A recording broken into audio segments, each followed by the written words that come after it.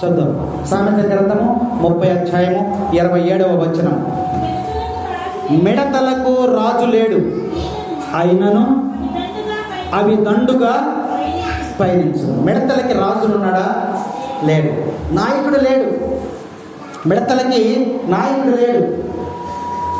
కొన్ని బాగుతున్నాయి, కొన్ని ఎగురుతున్నాయి, కొన్ని ఇట్లా ఈదుచున్నాయి గాలిలో, ఇలా రకరకాల. వాటికి రాణులు కానీ రాజులు కానీ లేరు.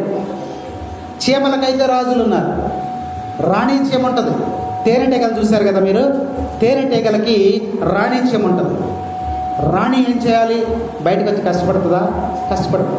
చీమల్లో కూడా మరి నాయకులు ఉన్నారు, తేనెటీగల్లో కూడా నాయకులు ఉన్నారు. కానీ మిడతలకు రాజు లేడు, నాయకుడు లేడు. కాబట్టి వాక్యాన్ని బట్టి చూస్తే గొర్రెలకు పశువులకు చూడండి. అవి కట్టేయండి అమ్మాయికి. గొర్రెలకు నాయకులు ఉన్నారా లేరా? గొర్రెలకు కాపరే నాయకుడు. గొర్రెల్లో కూడా ఒక గొర్రె ఎటు వెళ్తే మిగిలిన గొర్రెలను కూడా దానిని వెంబడ వస్తాయి. కానీ మిడతలకు లేరు. మిడతలకు లేరు. పక్షులు చూడండి, కొంగల పైన వెళ్తూ ఉంటాయి. ముందు ఒక కొంగ ఉంటుంది, తర్వాత కొంగలన్నీ దాని వెనక వెళ్తా ఉంటాయి. ప్రతిదానికి నాయకుడు ఉన్నాడు. మీరు అడవిని చూసినట్లయితే అడవిలో ఏనుగులు ఉంటాయి. ఏనుగులకు కూడా ఒక నాయకుడు ఉంటాడు. ముందు ఒక ఏనుగు నడుస్తుంది, తర్వాత ఏనుగులన్నీ లైన్గా వెళ్తూ ఉంటాయి. కానీ వాక్యం ఏం చెప్తుందంటే మిడతలకు నాయకుడు లేడు. మరి ఎలా ప్రయాణం చేస్తున్నాయి? నిర్మాకాండంలో చూడము. నిర్మాకాండము 10వ అధ్యాయము 3వ వచనం. నిర్మాకాండము. అంతటా మోషే అహరోను ఫరో దగ్గరికి వెళ్ళి అతనితో, హెబ్రీలు దేవుడైనటువంటి యావే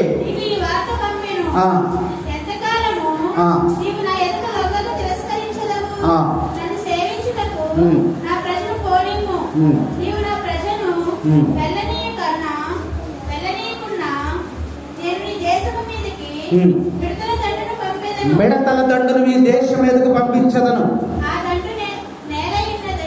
ఆ దండే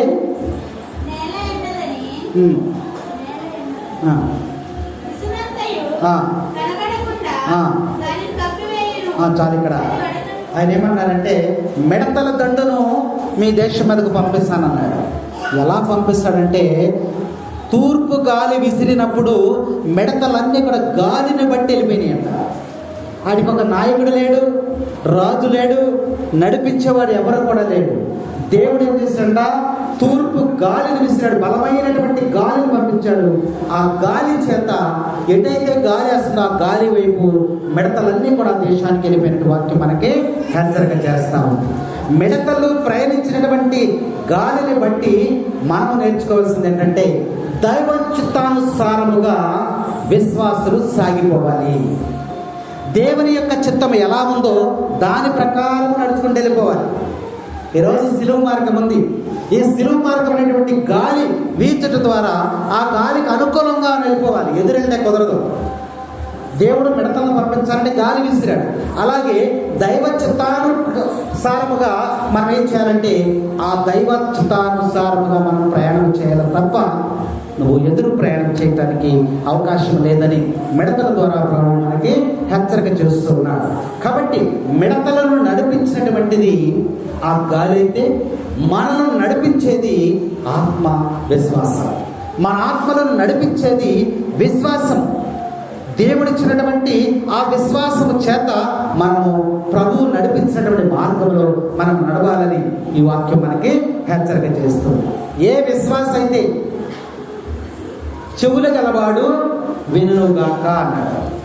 చెవులు గలవాడు వినుగాక అన్నాడు. చెవులంటే మన బాహ్యమైనటువంటి చెవులు కాదు, అంతర్గత చెవులు. ప్రభు యొక్క వాక్కును, తర్వాత ఆ వాక్యము ఆత్మచేత నడిపించబడుతున్నప్పుడు ఆ నడిపింపును వినాలి.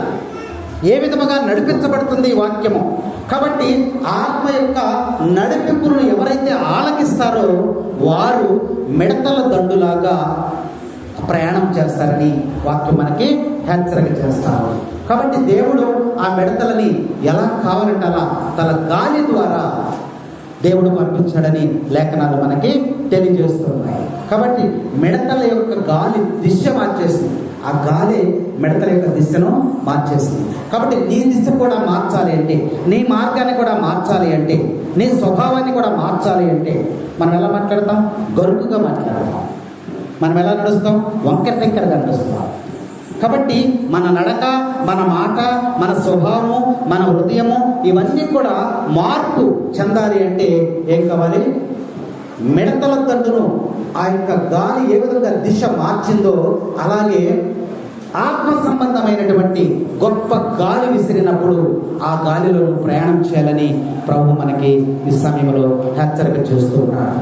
కాబట్టి ప్రభునందు ప్రియ సహోదరి సహోదరులారా, వాక్యం మనం చూస్తే మరి 4వ